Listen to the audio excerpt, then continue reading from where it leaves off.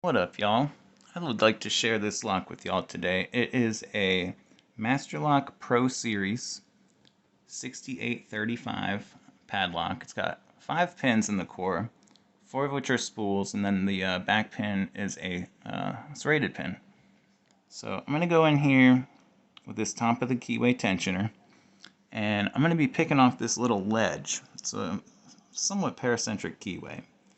And so I'm going to use really, really light tension because these pins can be kind of stiff. And I'm going to just go through here and feel for those binding pins, and they bind really stiff. And so, let's see here.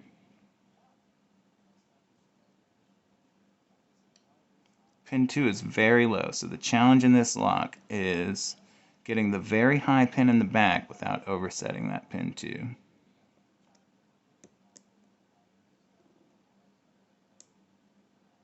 So I had something overset, so I just let go a little bit.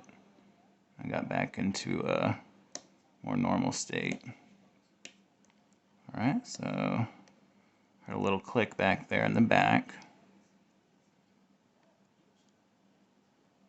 1, 2, 3. Oh, cool. So we just got a little bit of a false set from that pin in the back. Now we're going to gently tension. Go in here and look for some counter rotation. So it feels like it could be pin 1. So since it's right behind the tension tool, I'm going to go in with this slightly deeper hook and see if I can't coax that up. Got to get right on it.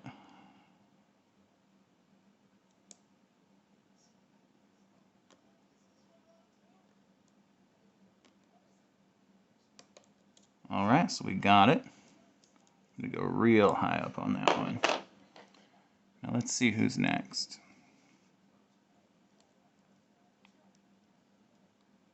So we know 2 is really low.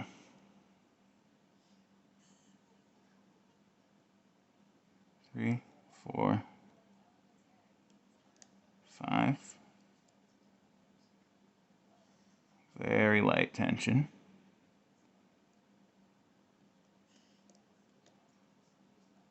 Just going through, seeing what we can feel. And I am getting nothing. These pins are very stiff. So let's try the back pin.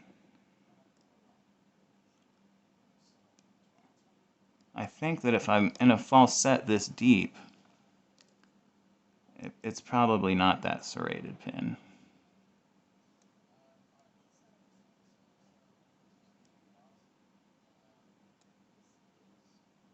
Okay, so I think we've got it here. Let's make sure we're right on it. Pin 3, pin 4 maybe.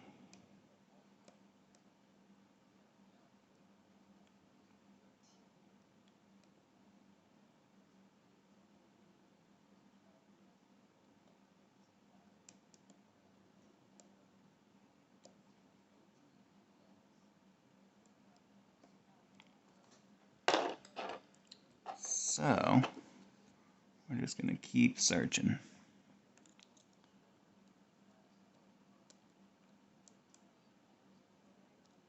One.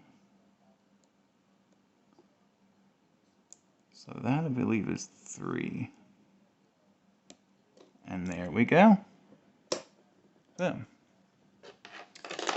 These are great locks to pick because even though they're only 5 pins, with this keyway, gives you just a little bit more challenge. It's a keyway that you kind of want to use a short hook on. You can fit that big old hook in there to that deeper, like Peterson number 7, to get those higher ones. But let's get that focus off here. As you can see, let's see here.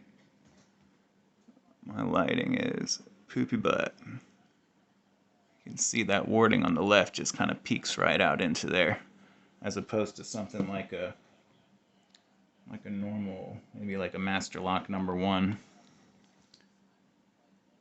We've got, it's a lot more open.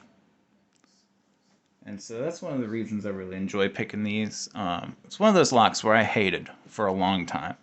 But then as I would sit here watching TV and practicing with them, I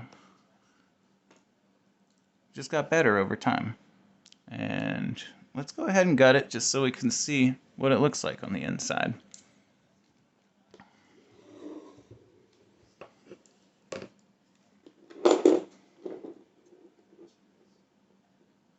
It uses what looks like an Allen wrench, but none of mine fits, so I'm using this little Torx bit to get up in there. I got a grip of like 6 of these on eBay for super cheap, so I just had to go for it.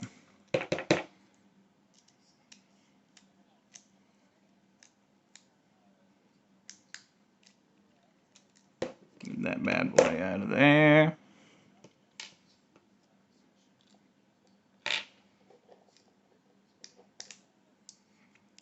As you can see, it looks like most of the locks you'd find in an American style padlock. And we are going to, yeah, nothing too interesting going on in there, just little old insides. Now we're going to see if we can get this clip off. As we all know, clipping be tripping. I have one of these deals with the locksmith tools kit. I recommend anybody who doesn't have disassembly tools. These are great. You can find them anywhere on like AliExpress or Banggood, sites like that. It'll really get you into just about any lock. It's even got some stuff in there for Euro cylinders.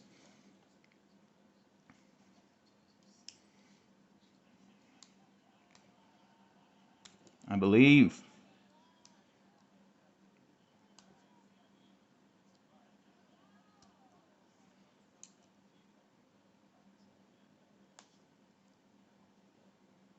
I believe.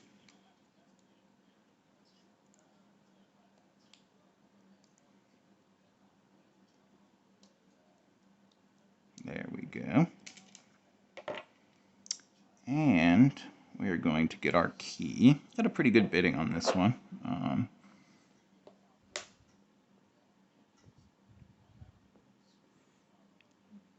I find most of these have pretty good biddings. The ones that I got. Better than most of the other master locks that I've picked. So we'll put our key in.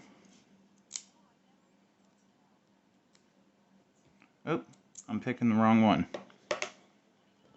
Let's see, do I have that other key around here? I have to go grab it. Well, I meant to pick lock number 4, but I ended up picking lock number 1. I have them labeled so I can easily find the keys.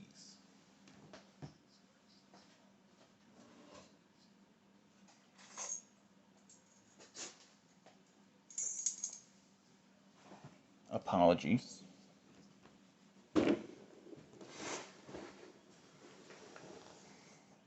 So that is actually the bidding that we picked.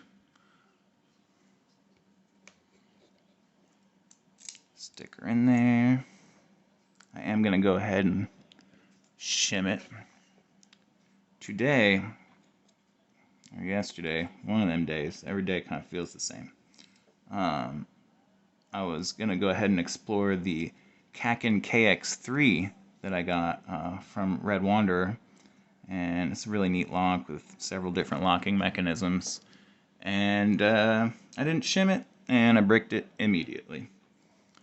And so, going back to being extra double super careful.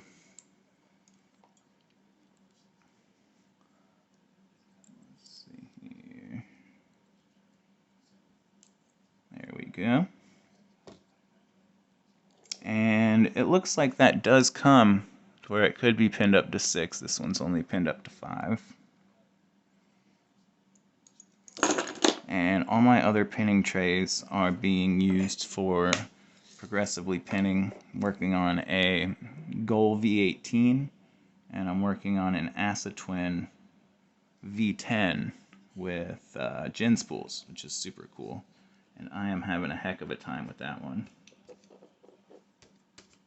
These things are pretty greasy. They're quite old.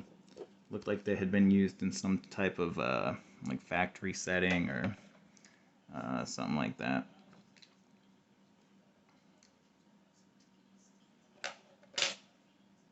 Masterlock gets a really bad rep, especially, really it's just a meme at this point. And even though they might make some locks that are passable, I mean, it seems like this would be a fine lock at the price point, especially if done up by a good locksmith, you know. But they're just really nice to pick.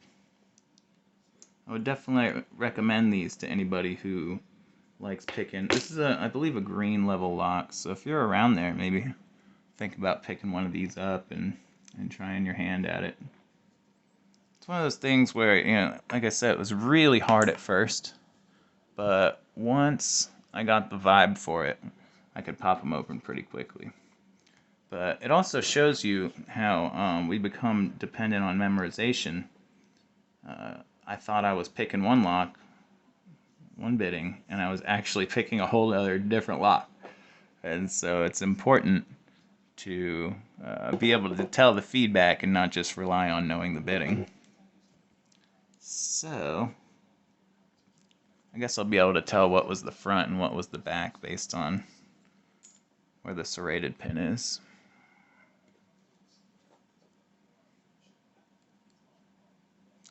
So here we have,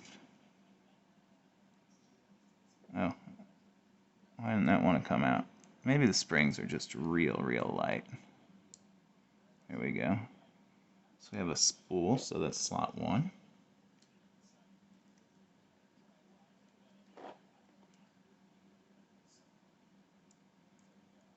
Another spool in slot 2.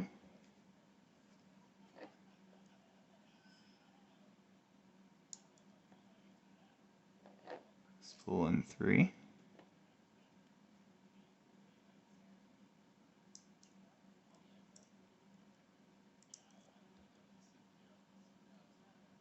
Oh, you little rascal.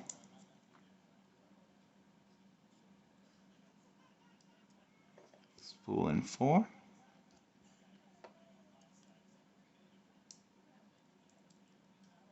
And we got that serrated in 5. Now, I've heard these described as lightly serrated, but you definitely get the little clicks out of them. And when that back pin is real high, it can be pretty tricky to get to it. So we'll dump out these little springs here. Give it a little flick flick. A couple more for your luck. Did we get them all out? There we go. And nothing special going on in there.